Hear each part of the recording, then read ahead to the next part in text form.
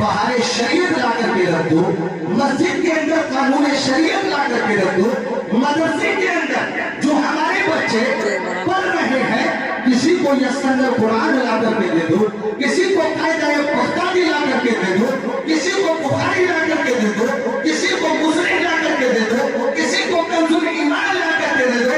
अगर आपने मस्जिद के अंदर एक हिंदी जुबान में कानून शरीयत को ला करके रख दिया, फिर एक हिंदी पढ़ने वाले इंसान ने उस कानून शरीयत को उठा करके अगर एक मसला पढ़ लिया और एक मसला याद कर लिया, तो इतना याद रखे जो आपने कुरान मस्जिद में ला करके रखा था, आपके मैयत को उतना सवाब नहीं मिलेगा जितना सवाब उस इंसान ने एक मसला लाकर एक मसला आपकी किताब को देख करके जो याद कर लिया, जितना सवाब आपकी मैयत को उस इंसान के मसला याद करने से मिलेगा, मस्जिद में कुरान पढ़ने से नहीं मिलेगा। इसलिए कि कुरान बोल करके देखता को नहीं मिलेगा। कुरान की कंडीशन देख ना, किसी भी मस्जिद में चले जाए, किसी भी मस्जिद के अंदर कुरान की कंडीशन बेहतर नहीं है। माहौल को चेंज करे, रस्म और रिवाज की तरफ न जाए कि फला साहब मरे तो उन्होंने अपने बाप के नाम पर कुरान ला करके रखा था, भाई हम भी कुरान ला करके रखते नहीं। अरे मकसद है ये सारे सवाल, अगर मैयत के नाम पर तुमने मस्जिद में कुरान ला करके नहीं रखा, बल्कि गोटिया के अंदर एक बेवा औरत की मैयत के नाम से कफालत कर दी, तो अल्लाह इतना सवाल अता फरमाएगा कि मुर्दे को कब्र में भी राहत मिलेगी और हश्र के मैदान में भी राहत मिलेगी। मदरसे के बच्चे को आपने कायदा बख्तारी ला करके दे दिया, कानून शरीयत ला करके दे दिया, बाहर शरीयत ला करके दे दिया। यकीन जाने अगर मदरसे के बच्चे को एक जोड़ी कपड़ा मैयत के इशारे सवाब के नाम से पहना दिया, दिमाग में ये रखते हुए कि ये मदरसे का बच्चा है, ये इस कपड़े को पहन करके नमाज पढ़ेगा, इनमें दीन मुस्तफा हासिल करेगा और यही बच्चा आगे चल करके आलिम दीन बनेगा, दीन इस्लाम की खिदमत करेगा। अगर आपने इस नियत से अगर इसाले सवाब के लिए मदरसे के एक बच्चे को 100 का नोट दे दिया, 500 का नोट दे दिया, एक जोड़ी कपड़ा उसको पहना दिया, कानून शरीयत उसे ला करके दे दिया, बाहर शरीयत उसे ला करके दे दिया, अल्लाह ताला मरने वाले इंसान को सदक़े जारिया के तौर पर कब्र में भी सुकून अता फरमाएगा और कब्र से उठने के बाद हश्र के मैदान में भी मैयत को सुकून अता फरमाएगा। मरने वाला इंसान मर जाता है, सारी चीजों को छोड़ करके चला जाता है। सदक़े जारिया एक ऐसा अमल है जो मरने के बाद भी मैयत को फायदा पहुंचाता है। और कहीं युद्दफ़उ बिही, यह मरने वाला इंसान ऐसा इल्म उसने दुनिया में रह करके सीखा जिस इल्म से लोगों ने फायदा उठाया। मकसद से वहां पर आलिम नहीं है, आलिम बनने के साथ साथ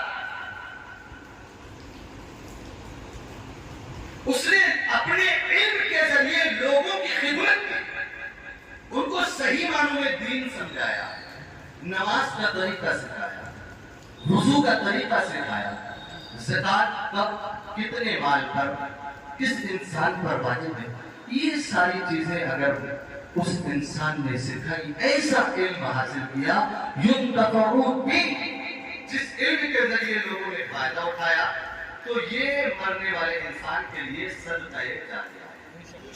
2 अमल हो गए जो मरने के बाद इंसान को कब्र में भी सुकून पहुंचाएंगे और हश्र के मैदान में भी सुकून पहुंचाएंगे।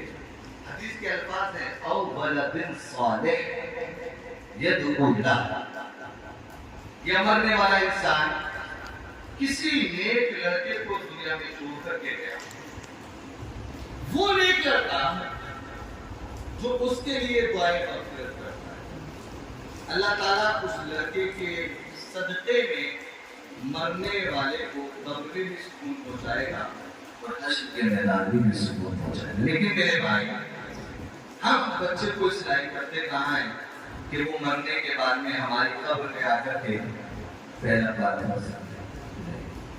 مرنے کے بعد ہم نے اپنا کوئی ایسا سبب نہیں بنایا بھائی کہ ہمارے قبر کے اندر سکون پہنچانے کے لیے کم سے کم ہمارا بیٹا سورہ یاسین آ کر کے ہماری قبر پر پڑھ سکے.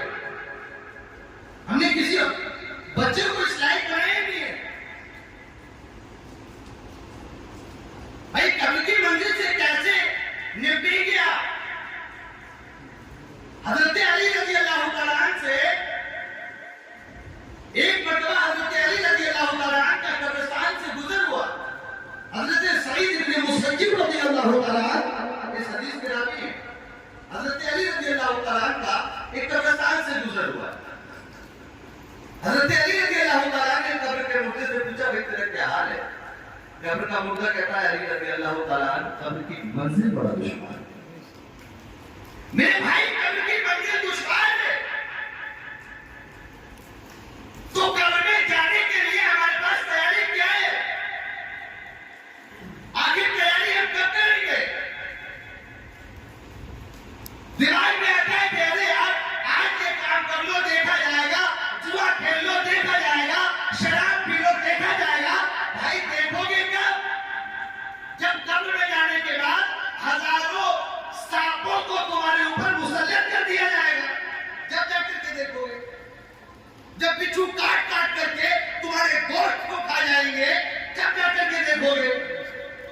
آخر کب دیکھو گے؟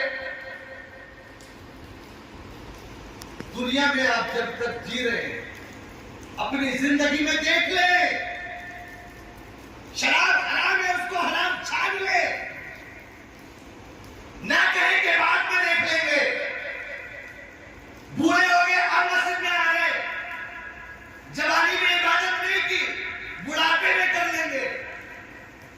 میرے بھائی عبادت وہی بہتر ہے جو جوانی میں کی جائے. کب دیکھیں گے آپ؟ کب کا مردہ کہتا ہے علی رضی اللہ تعالیٰ قبر کی منزل پر. لیکن قبر کے مردے نے حضرت علی رضی اللہ تعالیٰ سے عرض کی, اے علی رضی اللہ تعالیٰ آپ ذرا یہ بتائیے کہ میں جن لوگوں کو دنیا میں چھوڑ کر کے آیا ہوں وہ میرے پیچھے کیا کر رہا ہے؟ حضرت علی رضی اللہ تعالیٰ کا جواب سنیں. تو کس بیوی کی بات کرتا ہے؟ اس بیوی کی بات کرتا ہے کہ جس کو تو دنیا میں چھوڑ کر کے آیا, تیرے مرنے کے بعد عزت گزار کر کے